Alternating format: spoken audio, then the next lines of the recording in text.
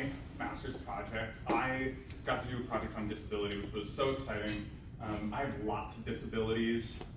The reason I'm wearing this blindfold is because last year I got another concussion, one of many, and it made light sensitivity like just hell. So I would come to class sometimes wearing this blindfold and try to just fully participate within class. The road to accommodations is not always the most simple.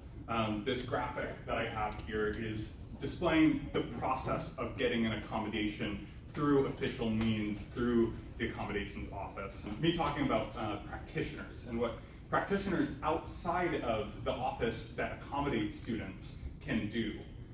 The reason I have this focus is because this process is awful to go through. Yeah, just go to this office, they'll get you an accommodation because that's what the ADA says. But the ADA is not a foregone conclusion. We can't just say things are accessible or say that you can get accommodations and then expect that that has solved the problem.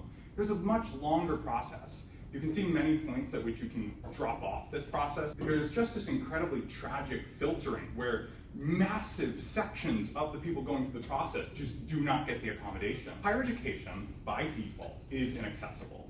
Even the nature of having an accommodation is creating an exception to the regular state of things. We have, like Grace said, a deficit view of disability in higher education. We expect accommodations to 100% be effective in making it an equal playing field, when it really is not. We like saying things are accessible. We like talking about including people with disabilities. We like putting them on posters. We like doing all these things. But when you look at the lived experience of disabled people in these spaces, they can't match what we're talking about. And what I'm encouraging, my initiative, is basically for practitioners to do more. It has been most helpful when everybody has an expectation or responsibility to accommodate those around them. Rather than just one class for a single semester, there is so many other places where disabled students could be accommodated. And it's not just disabled students, let me say that too.